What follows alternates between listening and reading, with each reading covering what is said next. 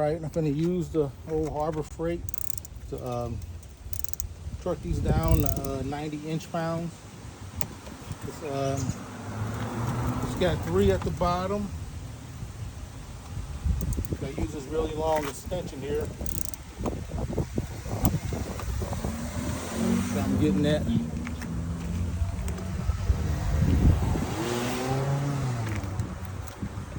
And so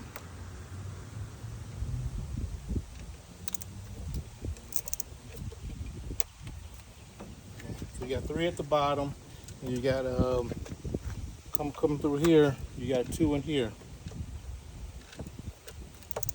I'm just torquing them to 90 because normally when you do intake manifold and valve cover gaskets, they're between 80 and 95. So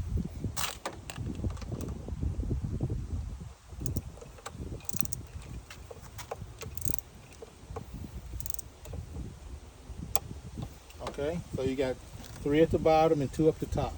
2 up top. All right, I'm gonna stop it here.